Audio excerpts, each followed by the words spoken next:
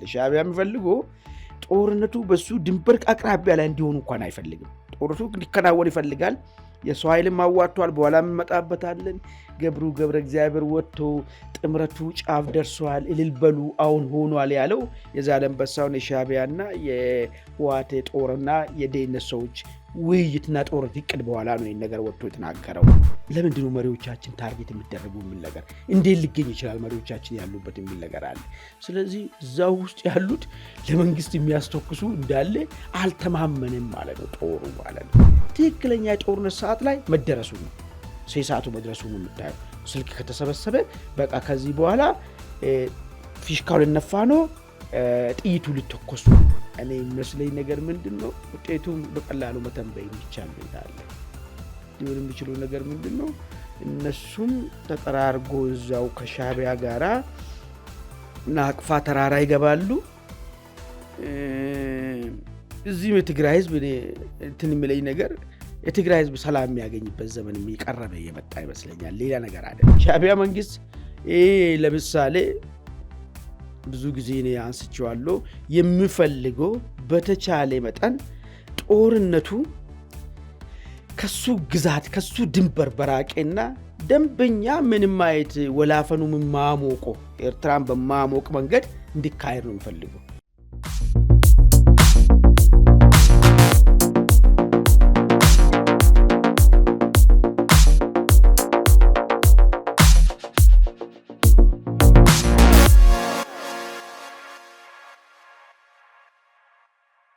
ራስጥልን በመላው ዓለም የምትገኙ ውድ አንድ አፍታ ቤተሰቦች እንደምን አላችሁ? እነሆ አንድ አፍታ ታችን ተጀምሯል።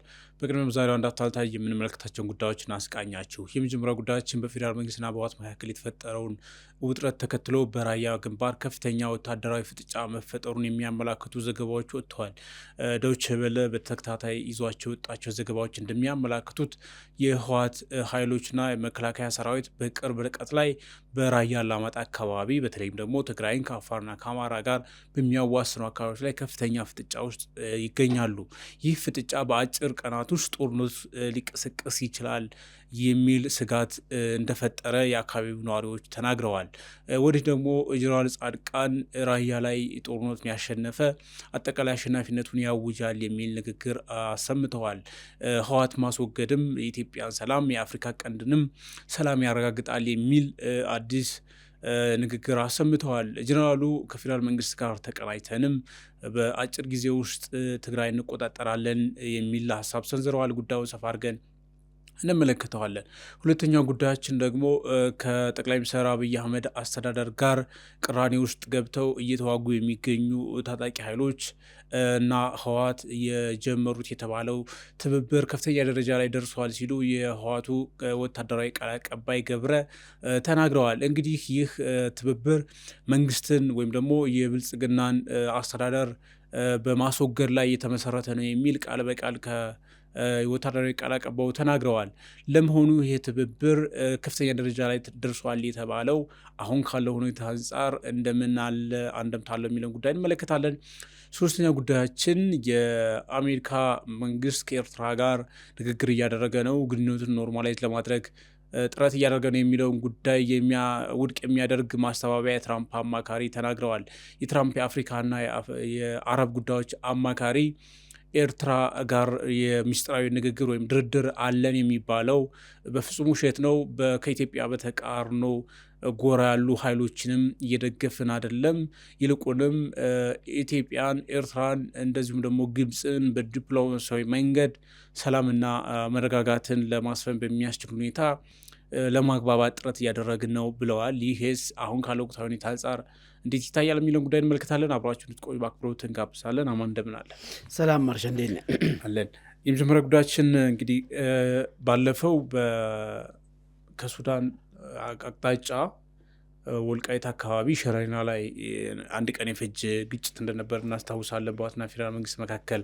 ከዛ በኋላ ደግሞ በራያ አካባቢ ከፍተኛ የወታደራዊ እንቅስቃሴ ሞቢላይዜሽኖች፣ ከባድ መሳሪያዎች ህወሓት እያንቀሳቀሰ ነው የሚሉ መረጃዎች ነዋሪዎቹን ማኝ አድርገው እንደ ዶይቼ ቬለ ያሉ ሚዲያዎች ይዘው ወጥተዋል። በይፋም እዛ አካባቢ ያሉ ምንጮች እንደዛ አይነት መረጃ ነው እያረጋገጡ ያሉት። ራያ አካባቢ ለምን በዚህ ሁናቴ ከፍተኛ ወታደራዊ ሞቢላይዜሽን ተመለከትን? ከዚህ ቀደም በወልቃይት በኩል ነው ትኩረቱ ሊሆን ይችላል የሚለው ነገር ነበረ እና እስኩን እንመልከት። ጀነራል ጻድቃንም ከዚሁ ጋር በተገናኘ ያሉት ሀሳብ አለ። አመሰግናለሁ ማርሻ። እንግዲህ አሁን ለየት ያለ ነገር በህወሓት በኩል ያለውን የሰው ኃይል እንደዚሁም ደግሞ ከባድ መሳሪያዎችንም ወደ ራያ ግንባሬ ጨርጨር ባህላ ምናምን የሚባሉ አካባቢ ላይ ማስጠጋቱን እንግዲህ መረጃዎች ከአካባቢ ደርሶናል። እሱ ማስጠጋት ብቻ ሳይሆን አንድ ጦር ምናልባት ግንባር ሊይዝ ይችላል። ነገር ግን ከወትሮ ለጦርነት ዝግጁ መሆኑ መገለጫ የሚሆን ብዙ እንትኖች ፋክተሮች አሉ። ልክ የኮሙኒኬሽን እንትኖችን መሰብሰብ የሚባል ነገር አለ። ለምሳሌ ሰራዊቱ በደህና ጊዜ ስልክ ይጠቀማል፣ ሞባይል ይጠቀም ነበር። አሁን ግን ሞባይሎችን የመጠርነፍ ነገርም አለ። እሱንም እመጣበታለሁ። ለምንድን ነው ሊጠረነፍ የቻለው? ምናልባት ጦርነቱ 6 ሰዓት ጋር የመድረስ እድል ስለደረሰ ነው ወይስ በውስጡ ራሱ ህወሓት ሌላ ችግር ውስጥ ስለገባ ነው ወይ የሚል ነገር ሌላ ትንተና አለው። እሱን እንመለስበታለን። ግን ያለውን የሰው ኃይል እንዳለ ሰብስቦ ራያ አካባቢ ነው ያመጣው። አሁን ለምን ራያ ተመረጠ? በመንግስት በኩልም ብታይ ሚሊሻውንም አድማ በታኙንም መከላከያውንም በተለያየ ረድፍ እንዳለ ጦሩን ወደ ራያ አካባቢ አስጠግቷል። ይህ ብቻ አይደለም። የትግራይ ኃይል የሚባሉት እነሱም በዋነኝነት እዚሁ ግንባር አካባቢ ነው ራሳቸውን እያደራጁ ያሉ። አፋርና የራያን የሚያገናኙ አካባቢ ላይ ነው ራሳቸውን እያደራጁና ይጠጉ ያሉት። ለምንድን ነው ሁለቱም ኃይሎች ይህን ራያ ግንባር ለመረጡት የሚሉ ነገር ነው መታየት ያለበት ማለት ነው። ብዙ ጊዜ ስናነሳ ነበረ በወልቃይት በኩል ሊሞከር ይችላል የሚል ነገር ስናነሳ ነበረ። ላይሞከር ደግሞ የሚችልበትን ደግሞ ራሱ ምክንያቶችንም ደግሞ ስናስቀምጥ ነበር። በተለይ ከአማራ ፋኖች ጋር አብረን እንጣመራለን ካሉ በኋላ በወልቃይት አካባቢ ጥቃት መክፈቱ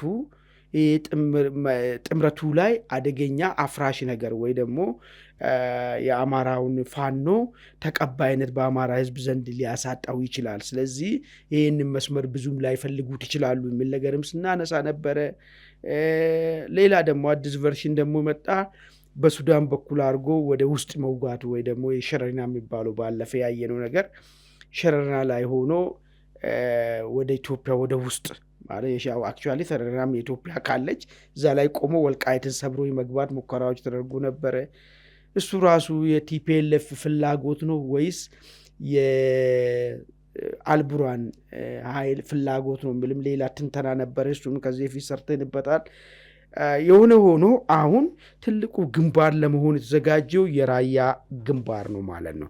ኦኬ የራያ ግንባር እንግዲህ እንዲሁ ዝም ብለን ሊትራሊ ማየት ከቻል ለምን ግንባር መረጡ የሚል ነገር አንደኛ በባለፈ በቀላሉ ፈሶስ ከደብረ ሲና ድረስ የመጡበት መንገድ ነው። የመንገድ መምጫውም ማለት ነው። በዛው ልክ ደግሞ በዚህ መንገድ የሄዱት ደግሞ ወደ ላይ ሲመለሱ ትልቅ የጉዳት የቲፒኤልኤፍ የቲዲኤፍን ብሎ ራሱ የሚጠራው ኃይል ያስተናገደው በዚህ መንገድ የመጣው ኃይል ነው ሲመለስ ማለት ነው። አሁን እንግዲህ ራያ ግንባርን የመረጡበት ወይ በቀላሉ እንደባለፈ በቀላሉ መፍሰስ የሚቻልበት መንገድ ስለሆነ ነው ወይ አንድ ሀሳብ ማየት ትችላለን። ሁለተኛ እዚህ አካባቢ ያለው የፋኖ ኃይል እንግዲህ ከህወሓት ጋራ ኮንፍሮንት ሲያደርጉ ወይ ሲጋጩ ስትሪው ሰምተን አናቅም። እሱም ብቻ አይደለም። ህወሓት ተቆጣጥሮ ያለውን ራያ የሚባለውን አካባቢ አንዱ የአማራ ግዛቴ ነው ብሎ ከሚከራከርበት ነጥብ እንደነ ወልቃይት እንደነ ጠለምት አንዱ ቦታ ነው። ይህ ቦታ እስካሁን ድረስ ይህን ቦታ ተቆጣጥሮ ራሱ እዚህ አካባቢ የሚንቀሳቀሱ ፋኖ ኃይሎች ይህንን ክሌም ሲያደርጉም አይሰማም በይፋ ማለት ነው። ራያ ኮሚቴ ምናምን የሚባሉት እነ አቶ ኃይሉ ምናምን እነሱ ብዙ ያው አቂም ባይኖራቸው በግላቸው ይታገላሉ። ነገር ግን ታጥቀናል፣ ለአማራ ኮስ ከዚህ አካባቢ ሰዎችንን ይህ መሬት የአማራ ነው ህዝቡም አማራ ነው የሚለውን ሀሳብ እንጋራለን የሚሉት ፋኖች በተለይ እዚህ አካባቢ እንቀሳቀሱት እነ ማነው ስሙን ጥራለኝ እነ ምሬ ወዳጆ ግን በመግለጫም ይሁን በይፋ በእንትንም ይሁን በዚህ አካባቢ ላይ ህወሓት ቦታውን መልሶ መያዙን በተመለከተ ምንም ሲናገሩ አይሰማም። እነ ምሬ ወዳጆ ብቻ አይደለም፣ በትልቁ ደግሞ አፋባን የሚባለውም ይህንን ቦታ መያዙን በተመለከተ ይህን ቦታ እናስለቅቃለን፣ ይሄ ቦታ የአማራ ነው ምናምን ስልም እነ አስረስ ጋም አንሰማም። ስለዚህ ይሄ መንገድ ምቹ የሆነና ተቃውሞ የሌለበት በቀላሉ መፍሰስ የሚቻልበት መንገድ ሆኖ የተመረጠ ሊሆን ይችላል። አንዱ እሱ ነው። ሁለተኛው ግን እንደምታውቀው ራያን ከያዙ በኋላ ወደ አፋር የሚገነጠል አለ። ከዚህ በፊት በጭፍራ በኩል የመጡት በዚህ በካዛኪታን በኩል የመጡት ከዛ ነው። መነሻቸውን በዚህ በኩል አድርጎ ነው። ምናልባት ይህንን መስመር ተጠቅመን እንደባለፈ ሄደን የሚለውን መንገድ ቆርጠን መንግስትን ማስገደድ እንችላለን የሚል ባለፈ ያልተሳካ ሁለተኛ እቅድ ይዞ ሊሆን ወይ ምንም ነገር ጥያቄ ልታነሳ ትችላለህ። ባለፈ እንግዲህ ኦልሬዲ ሊደርሱ አካባቢ ነው የሚል መንገድ የጅቡቲውን መንገድ ሊደርሱ አካባቢ ሲሉ ነው እንግዲህ ካሳጊታና ጭፍራ ላይ አይቀጡ ቅጣት ተቀጥቶ የተመለሱበት ሁኔታ ማለት ነው። ይህንኑ ሀሳብ አሁንም ተግባራዊ ለማድረግ ይጠቅመናል የሚል ነገር ታስቦ ይሆን ወይ ይህንን ልንይዝ እንችላለን። ከዚህ ውጭ ምናልባት አንድ ሌላ ስቴክ ያለው ደግሞ እዚህ ጦርነት ውስጥ ሻዕቢያ መንግስት አለ። ሻዕቢያ መንግስት ለምሳሌ ብዙ ጊዜ እኔ አንስቼዋለሁ፣ የሚፈልገው በተቻለ መጠን ጦርነቱ ከሱ ግዛት ከሱ ድንበር በራቄና ደንበኛ ምንም አይነት ወላፈኑም ማሞቆ ኤርትራን በማሞቅ መንገድ እንዲካሄድ ነው የሚፈልገው። አሁን ራያ እንግዲህ ማለት በዚህ በወልቃይት በኩል ከሆነ ተከዜን ተሻገረ ኦምሃጀር ነው፣ እዛው እምብርቱ ላይ ሊሆንበት ነው። እሱ ቦታ ደግሞ ለሻዕቢያም አደገኛ ቦታ ነው። ከዚያ ፊት ዱሮ ንጉሱ ከስልጣን ከወረዱ በኋላ ያኔ ትጥቅ ትግል ላይ በነበሩበት ጊዜ እነ ሻዕቢያ አስመራን በተወሰነ ትንሽ ጠባብ ኪሎ ሜትር ራዲየስ ውስጥ ባስገቡበት ሰዓት አንዱ አቅጣጫ ከተቀመጠ ጦሩ ይህን ኃይል ለመምታት ከሄደበት ርቀት ውስጥ አንዱ በኦማጀር በኩል ነው፣ በዚህ በወልቃይት በኩል የሄደው ከምንም በላይ አድቫንስ አድርጎ ቶሎ ብሎ ነው ከረን የገባው። ስለዚህ ለሻዕቢያ የኛው በጣም አደገኛ ቦታ፣ ለመከላከል የሚመች ቦታ አይደለም። ለዚህ ሲባል ወልቃይትን ሳይሆን ራያን ሻዕቢያ መርጦ ሊሆን ይችላል፣ ወላፈኑ እሱ ጋር እንዳይመጣ። ግን እዚህ ጋር አንድ ነገር ትዝ አለኝ። በኬንያ ኢትዮጵያ ኤምባሲ አምባሳደር ጀነራል ባጫ ደበሌ ለቢቢሲ ኢንተርቪው ሰጥተው ቃለመጠይቁ በእርግጥ እኛ ይህን ዝግጅት እስከምንሰራ ድረስ አልተለቀቀም፣ ዛሬ የሚለቀቀው ማስታወቂያውን ተመልክተናል እና ጦርነቱ ከተጀመረ ግንባርና ደጀን የሚባል ነገር የለም ይላሉ። ባድመ ግንባር ሆኖ አስመራ ደጀን የሚሆንበት ነገር የለም። ያ ማለት እኛም አስመራን እንመለከታለን እነሱ እዚህ ብቻ ሲመጡ አይነት የሚል ነገር አለ። እሱ ያስኬዳሉ ወይ? አሁን በጀነራሉ እንግዲህ እየነገሩን ያለው ነገር ኦልሬዲ ዋነስ ጦርነቱ ከተጀመረ ምንም ግንባርና ደጀን የሚባል ነገር የለም፣ አስመራም እናጠቃለን፣ ኤርትራ መንግስት የሚባል የለም ብለዋል። እና አያይዘ እሱንስ እንዴት ነው? ከዚህ አንጻር እሱን ነው ሻዕቢያ የሚፈልገውን ነው እየነገርኩ ያለው። በዚህ በተቃራኒ በኩል ያለው መንግስት ምን ይፈልጋል የሚለው ነገር ነው። አንተ ቨርሽን ያነሳል። ሻዕቢያ የሚፈልገው ጦርነቱ በሱ ድንበር አቅራቢያ ላይ እንዲሆኑ እንኳን አይፈልግም። ጦርነቱ እንዲከናወን ይፈልጋል። የሰው ኃይልም አዋጥቷል። በኋላ እንመጣበታለን። ገብረ እግዚአብሔር ወጥቶ ጥምረቱ ጫፍ ደርሷል፣ እልል በሉ አሁን ሆኗል ያለው የዛላንበሳውን የሻዕቢያና የህወሓት ጦርና የደህንነት ሰዎች ውይይትና ጦርነት ይቅድ በኋላ ነው ይህን ነገር ወጥቶ የተናገረው። አሁን ሻዕቢያ የሚፈልገው ነገር የሚያስፈልገውን ሎጂስቲክ ለማቅረብ የሚያስፈልገውን የሰው ኃይል ለማቅረብ የሚያስፈልገውን መረጃ ለማቀናጀት፣ ነገር ግን ጦርነቱ እሱ ድንበር አካባቢ እንዳይሆን ነው የምትፈልገው። ይሄ የሻዕቢያ ፍላጎት ነው። በዚህ በኩል ያለው ወገን እኔ ብዙ ጊዜ አንድ የምለው ነገር አለ። እስከ መቼ ድረስ ነው ላኪውን ትዴ ከተላላኪ ጋር የምታወራ የሚለው ነገር ማለት ነው። ማን ቤት ተቃጥሎ ማን ቤት ሰላም ይሆናል? እዚህ ቤትም እሳት እንዳለ ማሳየት መቻል አለብህ። ለዚህ እሱ ነው አሁን ጀነራል ባጫ ያመጡት። ግንባርና ደጀን የሚባል ነገር የለም፣ ሁሉንም ቦታ ግንባር እናደርገዋለን፣ ይህን አምነ ይግባበት የሚል ነገር ነው ያነሱት። ይሄ ሻዕቢያ እቅድ እንግዲህ ይሄ ያጣፈዋል ማለት ነው። አሁን ጀነራሉ ያስቀመጡት ያጣፈዋል። ግን እንደ እቅድ ግን እሱ የሚያስበው ምንድን ነው? ከሱ በጣም ራቅ ባለ ሁኔታ ላይ ጦርነቱ መድማቱ ኢትዮጵያ ተቀስታ መያዟ ምናምን ነገር በሱ ነገር ፍላጎት አለው። እንደ አንድ ስቴክ ነው እሱንም ያነሳው። ቅድም ያነሳው ብዙ ፋክተሮች አሉ ይህ ቦታ የተመረጠበት ምክንያት ማለት ነው። ይህ በእንዲህ እንዳለ እንግዲህ ጀነራል ጻድቃን አንድ ነገር አንስቷል። ራያ ላይ ያሸነፈ ጦርነቱ አሸናፊ ይሆናል የሚል ነገር አነሱት። እንግዲህ እሳቸው ወታደራዊ ጠቢብ ናቸው። ለምንድን ነው ሌሎች ያሉት የሚለውን ነገር እንዲሁ በሩቅ ቆሜ ለማየት ስትሞክር አሁን ቅድም እንዳስቀመጥኩ መንግስት ያለ የሌለውን ኃይሉን ወደዛ አስጠግቷል። የትግራይ ኃይሎች የሚባሉ ባለ በሌላቸው አቅም እዛው ቀጠና አካባቢ ነው ያሉት። ቲዲኤፍ የሚባለው አርሚ 43 የሚባለውን የመካናይዝዱን እንዳለ ወስዶ እዛ እንትን ብለዋል። እንዲያውም እሱ ብቻ ሳይሆን መረጃ ሞንጆሪኖ ከዚህ በፊት 2 መካናይዝ ጦር ሻዕቢያ ያሰጠናል የተባለው እሱም ገብተዋል እዚህ ቀጠና ላይ የሚባል ነገርም ልብስ ቀይሮ የሚባል ነገርም እየተነገረ ነው ያለው። የሁሉም ሚዛን የኃይል ሚዛኑ እዚህ አካባቢ ላይ የተሰበሰበ ነገር ነው። አሁን እዚህ አካባቢ ላይ ጦርነት ከሸነፍክ ማለት ያለህን ሚዛን ጭምር ነው የምታጣ ማለት ነው። በዚህም ይሁን በዚህ ማለት ነው ያለህን ነገር ነው ሚዛን ይዘህ የመጣው አለኝ የምትላቸውን ነገሮችን ነው ይዘህ የመጣ። ስለዚህ እዚህ ጋር አፐራንድ የሚያገኘው ኃይል የሚያቆመው ነገር የለም ማለት ነው። ምሳሌ ቲዲኤፍን እዚህ ዶግ አመድ ከተመታ ከዛ በኋላ እስከ ሄዴ እስከ ምናልባት ባረንቱም እስከምታልፍ ድረስ የሚያቆመ ነገር ላይኖር ይችላል ያለውን ኃይል እዚህ ጋር ከተሰበሰበ ማለት ነው። በቲዲኤፍ ወይ ደግሞ በውሃት በኩል የሚፈለገው ይሄን ከሰበሩ በኋላ ግስጋሴው በዚህ በጭፍራና በላይኛው በእንትን በኩል ምንድን ነው የሚባለው እንትን አለ ምንድን ኮምቦልቻ የሚባለውን ታውቃለህ አይደል? በሱ መንገድ ይዞ ወደታች ማለት ነው። እሱን ይዘን ሙሉ ለሙሉ መቆጣጠር የምንችልበት ሁኔታ ነው የሚሉት እና ቶሎ ሄዶ የሚሌ መንገድ መቆረጥን ነው የሚፈልጉት መንገድ ማለት ነው። ይህን ኃይልን ይዘናል ከዚህ በኋላ የሚያቆመን ነገር የለም። እሱን ነው ሊያሳዩ ፈለጉ ይችላሉ ማለት። እዚህ ጋር አከርካሪው የተሰበረ ኃይል ምንም የትም ቦታ ታሪክ ይሆናል የሚል ነገር ነው ስታይ ይዞ ከቀረቡ አንጻር ያ ሊሆን የሚችልበት እድሉ በጣም ሰፊ ነው ማለት ነው። ከዛ በኋላ መከላከያ አንድ ጦሩ ከተመታና ከፈረሰ በኋላ የመልስ የመከላከል ቀጠና እንኳን ልታቋቁም የሚችልበት ቦታ ላይኖር ይችላል ማለት ነው። እሱን ነው ሊያሳዩ የፈለጉት። ኤኒዌይስ ይሄ የራያ ግንባር ትልቁ ዲተርሚናንት እሱን ብቻ ሳይሆን ቅድም አንድ ነገር አንስቼልህ ነበረ። የስልክ መሰብሰብን ነገርም አንስቼልሃለሁ። እዚሁ ግንባር ላይ የተደረገ አርሚ 43 እንግዲህ መካናይዝድ ጠጋ መካናይዝድ ሁሉም ሰራዊቱ ምሽግ ቆፍሯል። ከሁሉም ሰው ሞባይል እንዲሰበሰብ ተደርጓል። ከሁሉም ብቻ አይደለም። ይሄ ቱራያ የሚባል ታውቃለህ?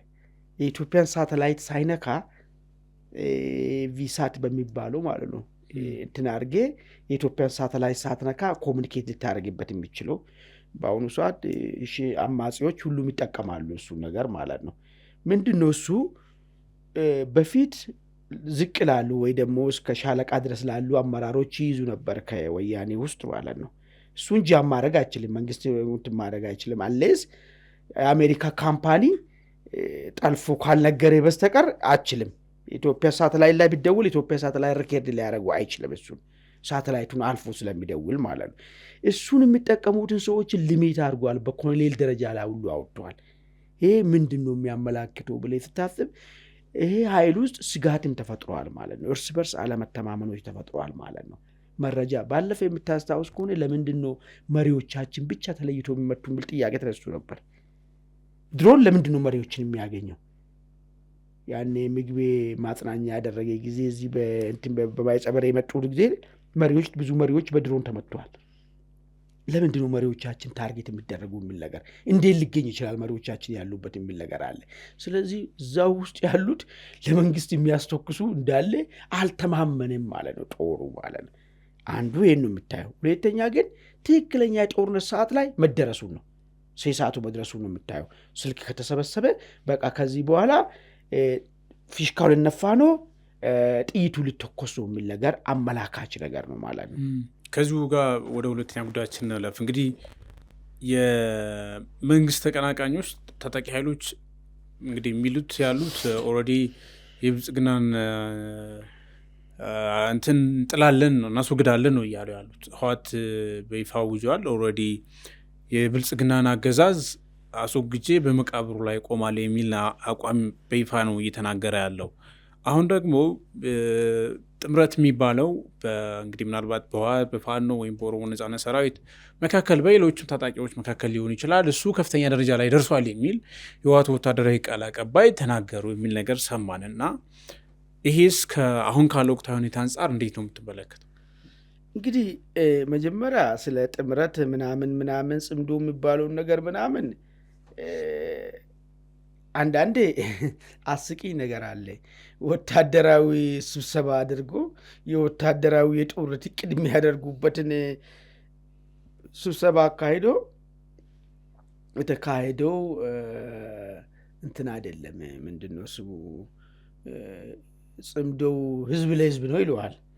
ያው አእምሯቸው እንዴት ነው የሚያስበው? ወደ ኋላ ነው እንደሚሄዱት የሚል ጥያቄ እንድታነሳ ነው የሚያደርግ። በዚህ ዘመን ላይ ሰው መረጃን እንደ ልቡ ማግኘት በሚችልበት ዘመን ላይ ማግኘት ብቻ ሳይሆን ደግሞ ለራሱ ተንትኖ አገናዝቦ ትላንትን ዛሬን አይቶ ተንትኖ ራሱ ዳይጀስት ማድረግ በሚችልበት ዘመን ላይ ልክ ዱሮ ደርግን ሲዋጉ ያቺ ሬዲዮ በነበራቸው ዘመን ላይ እንደነበረ አይነት ዘመን አድርገህ አስበህ እዚህ ጋር ወታደራዊ መሪዎች ተሰብስቦ ጦር እየነደፉ ስምምነቱ እኮ ህዝብ ለህዝብ ነው ስትል ትዝብት ነው። ብቻ ምንም ማድረግ አይችልም። የሰዎቹ የት ጓ እንዳለ የሚያሳይ ነገር ነው። ኤኒዌይስ አሁን ግን አመለጣቸውና ሰምተህ ከሆነ ከአንድ 4-5 ቀን በፊት ዛላንበሳ ላይ እንደዚህ ሲሰባሰቡ ማለት ነው ከበሮ እየመቱ አይታል ተስሉ ሲሰባሰቡ ምንድነው ያሉ? ወጡና ህዝብ ለህዝብ ነው አሉ አይደል? ጀነራል ከፊት አሰልፈ ያሉትን ነው የምነግርህ ነገር ማለት ያል ህዝብ ለህዝብ ነው አጠናክረን ቀጥለን ያለ ህዝብ ለህዝብ ነው አሉ። ግን አመለጣቸውና ዋሽቶ የማይጠግበውን ሰውዬ ገብረ እግዚአብሔር የሚባለው ሰውዬ መጣና ጥምረቱ ከፍተኛ ደረጃ ላይ ደርሷል፣ አሁን ጄኖሳይድን የምናስወግድበት ጫፍ ላይ ደርሰናል የሚል ትላንትና መግለጫ ሰጠ። እንግዲህ አሁን ይሄ ሁለት ነገር ነው።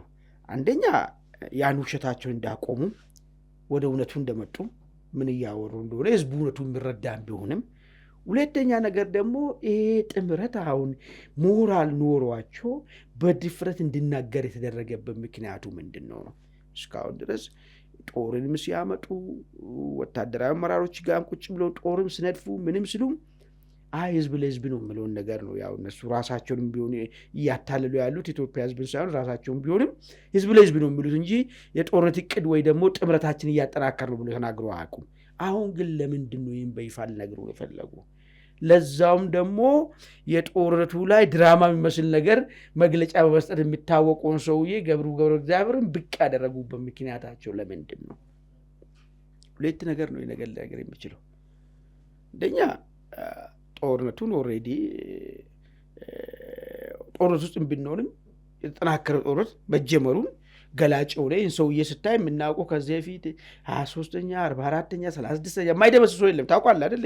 በዛን ያን የነበረ ጦርነት ጊዜ ማለት ነው።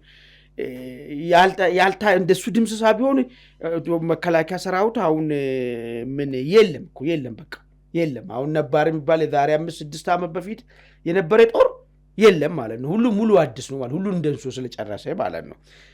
ይህን ሰውዬ ነው አሁን ያመጡት፣ ፊት ለፊት ያመጡበት ምክንያታቸው ኦልሬዲ ጫወታው ተጀምሯል የሚለውን ነገር ልናገሩ ነው። ሁለተኛ ጥምረቱ ከፍተኛ ደረጃ ላይ ደርሷል የተባለበት ዛላንበሳን እንግዲህ የዛላንበሳ የጦርነት እቅድ ላይ ተመሰርቶ ነው። ተማምነናል ኦልሬዲ ከዚህ በኋላ ጫፍ የደረሰ ነገር ላይ ደርሰናል። ከአማራ ጋር ያለውን ነገር ጨርሰናል። ከሻዕቢያ ጋር ሁሉን ነገር አጠናቀናል። አሁን ከዚህ በኋላ የሚቀረው ምንድነው? ዘመቻ ብቻ ነው የሚቀረው። ይህን ጄኖሳይደር ኃይል ላይ እርምጃ መውሰድ ብቻ ነው የሚቀረው የሚለውን ነገር ነው እንግዲህ ሰውዬ የተናገረ ያለው። እንግዲህ የተባለው ጥምረት እውነት እውን ሆኖ መንግስት ይገለብጣል ወይስ ራሳቸው ማብቂያ ታሪክ የሚሆኑበት እድል ነው የሚመጣ የሚለውን ነገር ምናልባት እሱን ከጠየቀኝ እኔ የሚመስለኝ ነገር ምንድን ነው፣ ውጤቱም በቀላሉ መተንበይ የሚቻል ሁኔታ አለ። ሊሆን የሚችለው ነገር ምንድን ነው፣ እነሱም ተጠራርጎ እዛው ከሻዕቢያ ጋራ ናቅፋ ተራራ ይገባሉ። እዚህም የትግራይ ህዝብ እንትን የሚለኝ ነገር የትግራይ ህዝብ ሰላም የሚያገኝበት ዘመን የሚቀርብ የመጣ ይመስለኛል። ሌላ ነገር አይደለም። መተን መንግስትን ገልብጠኝ ምናምን የሚለው ሴንቲሜትርም ካሉበት ተነስቶ መጓዝ የሚችሉ አይመስለኝም ከዚህ በኋላ ማለት ነው። ሴንቲሜትርን መጓዝ የሚችሉ አይመስለኝም። እሱም ይሆን ይመስለኛል ውጤቱ። እዚሁ ጋር ደግሞ የጀነራል ባጫላ እንትን ላንሳ ከዚሁ ጋር የሚገናኝ እዚሁ ቃለ መጠይቅ ማስታወቂያ ላይ ጀነራሉ ምን ይላሉ? ጦርነቱ ከተጀመረ ኦልሬዲ ደጀንም ግንባር የሚለው የሚሉና ውጤቱ ደግሞ በሁሉም በኩል ኪሳራ ነው ይላሉ። ኢብን የሀገራት ድንበር መቀየር፣ መንግስታት መቀየር፣ እንግዲህ የኤርትራ መንግስት ብቻ አይደለም ሌላ መንግስታት ሊቀያየሩ ይችላሉ። ካርቱምንም ያነሳሉ፣ ሱዳንም አጠቃላይ። ምክንያቱም ሪጂናል እንትን ሁናቴ ስላለው አሁን ያለው ሁናቴ ከዚህ አንጻር ሪሊ ይሄ ነው የሚባለው ነገር እንትን ማለት ይቻላሉ። አሁን ፉል ስኬል ጦርነት ከተቀሰቀሰ ህወሓት አሁን ኦልሬዲ ከውስጥ ኃይሎች ጋር ፈጥሮ ያለው ጥምረት አለ። ከዛ ከውጭ ኃይሎች ጋር ከሻቢያም ከጀነራል አልቡርሃን ከግብፅም ጋር የመንግስት ሚዲያዎችም ከሰሞኑ እንደ አይነት ፕሮፓጋንዳዎችን ሲያስተጋቡ ያየን ነው። ራሳቸው የሚያምኑት ነገር ስለሆነ ይሄ እንደው በቀላሉ እንደዛ መሆን ይችላሉ። ምክንያቱም ሪጂናል እንትኑን እንዴት ነው የምታየው? ቀጠናዊ እንትን ነው ያለው። የህወሓት ጦርነት መጀመር ማለት ነው በኢንተርናል ፖለቲክስ ውስጥ አዲስ ዳይናሚክስ ይዞ ይመጣል። ይህ የሚካድ ጉዳይ አይደለም። ምናልባት የመጀመሪያው ደረጃ ምንድን ነው? ከህወሓት ጋራ ተሰልፈው መዋጋት ራሱ በአይተሰልፍ የራሱ ክራኪንግ የሚፈጥር ነገር አለ። ይህን ከዚህ ብዙ ጊዜ አውርቻለሁ። በተለይ ፋኖን በተመለከተ ጎንደር አካባቢ ያለው ፋኖ፣ ሌላ አካባቢ ያለው ፋኖ እንዴት ነው ይህንን ጉዳይ ዌልካም ብሎ ነው የሚቀበለው ወይ ለሚለው ነገር ጎንደሩ ወጥቶ በይፋ የተናገረበት ሁኔታ አለ። አሁን ደግሞ ከአይዲያ አልፎ ደግሞ ፕራክቲካል ደግሞ ለምሳሌ ራያ ላይ አሁን ጦርነቱን ሲከፍት ማለት ነው ራያ አካባቢ ያለው ፋኖ ራሱ ሌላ ችግር ውስጥ ይገባል። አዲስ ዳይናሚክ ይፈጠራል ማለት ነው። ስለዚህ በኢትዮጵያ ፖለቲካ በውስጣዊ ጉዳይ ውስጥ ሌላ ያላሰብነውን ነገር ይዞ የመምጣት እድል ይኖረዋል። ህወሓት ጦርነት ውስጥ ጀምሮ አሁን ሰው በጥርጣሬ ነው የሚያው።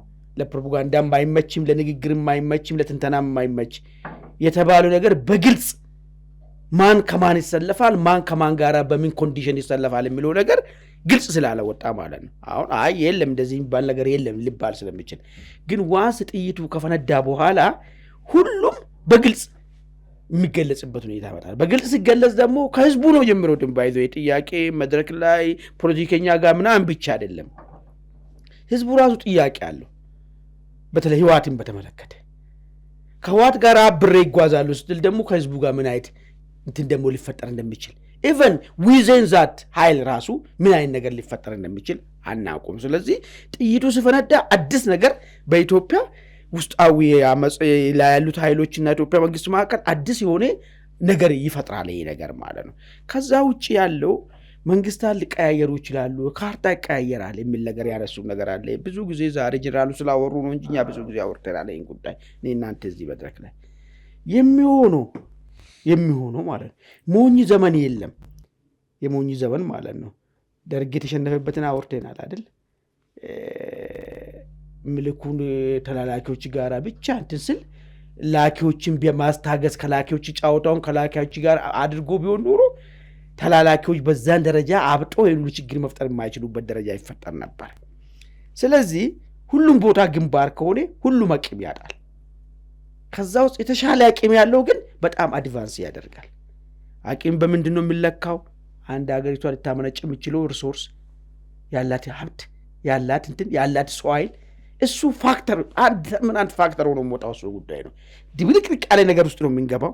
ድብልቅልቅ ያለ ነገር ውስጥ ከገባም በኋላ አንዱ ወደድክም ጠላህም የምትዋጋበት ጉዳይ ፍትሃዊነት እንዳለ ሆኖ ሊዋጋ የሚችል ሰው ኃይልና ልታዋጋበት የሚችለው ሀብት ማለት ነው ሌላ ወሳኝ ጉዳይ ሆኖ ይወጣል በዚህ ሂደት ውስጥ ማለት ነው።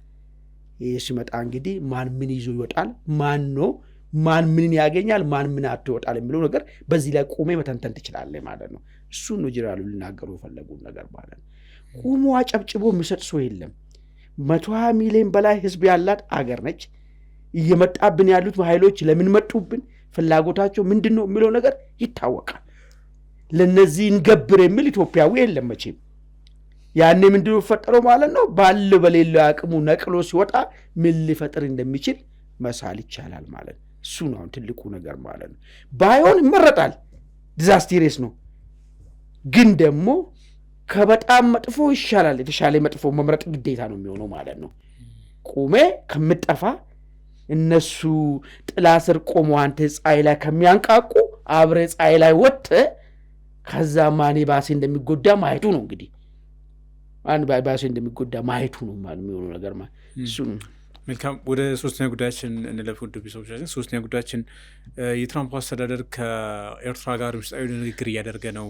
ይሄ ደግሞ ከኢትዮጵያ አንጻር በተለይም ደግሞ ቀይ ባህር ላይ ከነሳቸው ጥያቄ አንጻር አሉታዊ አንድምታ ይኖረዋል የሚሉ ትንተናዎች በስፋት ሲሰሙ ነበር። አሁን ደግሞ ትራምፕ የአረብና የአፍሪካ ጉዳዮች አማካሪው ከኤርትራ ጋር ምስጢራዊ ድርድርም የለንም በስም ባይጠቅሱም ከአንድ የቀጠናው ሀገር አጌንስት የሆነ እንቅስቃሴም የለንም በስም ባይጠቅሱም ኢትዮጵያ ማለታቸው ነው። እንግዲህ ጸረ ኢትዮጵያ የሆኑ አሊያንሶች በግብጽ፣ በኢትዮጵያ፣ በሱዳን፣ በሶማሊያ አካባቢ እንዳሉ ይሰማል እና ይህንን የትራምፕ አማካሪ አስተባብለዋል። እንግዲህ ሲያስተባብሉም ኢትዮጵያን ከኤርትራ፣ ከሱዳን፣ ከኤርትራና ከግብጽ ጋር በዲፕሎማሲያዊ መንገድ ለማነጋገር ጥረት እያደረጉ እንደሆነም ፍንጭ ሰጥተዋል።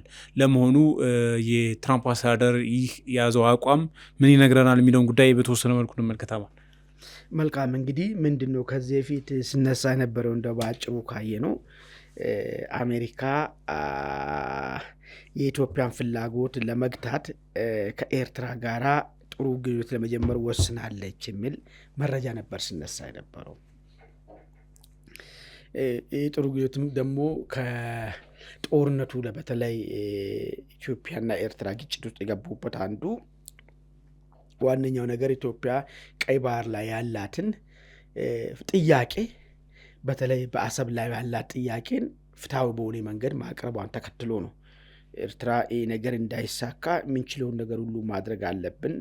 ይሄ ከዚህ በፊት ተስፋፊ ኃይል ነው፣ ሸውዶን የመጣ ኃይል ነው። ስለዚህ ይህንን ለመግታት ምንድን ነው ማድረግ ያለብን? የብሔር ኃይሎችን በደንብ አድርገን አደራጅተን ቀስተን መያዝ አለብን የሚል ነገር አቋም ነው የያዙት።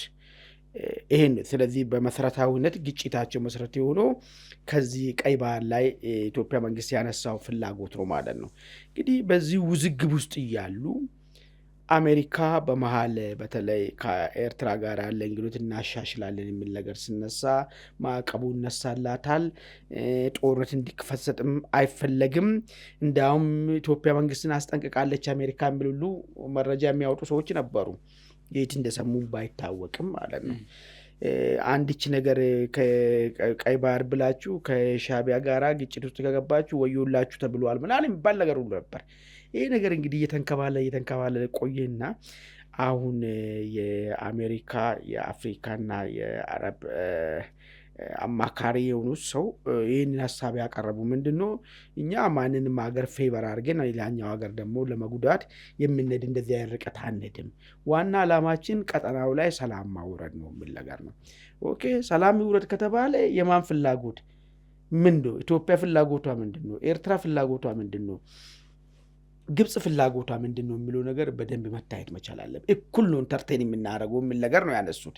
እንደዛ ከሆነ ኢትዮጵያ ድሮም እኮ የምትፈልገው በድርድርም የራሷ ነገር ላይ ሰጥቶ መቀበል ሁሉ ሀሳብ አቅርባይል እንዴ ካለን ነገር ላይ እናካፍላለን። በኋላ ነገሩ ተቀባይነት ሲያጣ ነው ኦኬ እንደዛማ ከሆነ መጀመሪያውም የኛ ነበረ፣ በእኛ ጉዳይ ላይ ምንም የምንሰጠው ነገር የለም የሚል ሀሳብ የመጣ ነገር ማለት ነው። ስለዚህ አሁን እንግዲህ የአሜሪካ አስቀመጠችው አቋም ይሄ ከዚህ በፊት የሚነገረው አሜሪካ ኤርትራም ፕሪቪሌጅ ለማድረግ አስባለች። ኤርትራም ማዕቀቡን አንስታ የኢትዮጵያ ፍላጎት እንዳይሳካ ወደ ቀይ ባህርን ለመውጣት የሚታደርገውን ጥረትን ለማሰናከል እንቅስቃሴ ያርጋለች የሚለው ነገር ሐሰት መሆኑ ነው። እንግዲህ ከዚህ ሐሳብ ከትዊተሩ ሐሳብ መረዳት የሚቻለው ማለት ነው። አመሰግናለሁ አማን። ወደ ቤተሰቦቻችን የዛሬው አንድ ሀሳብ ተይዝ ላይ ቆይተናል። ስለተከታተላችሁ እናመሰግናለን። ጤና ይስጥልን።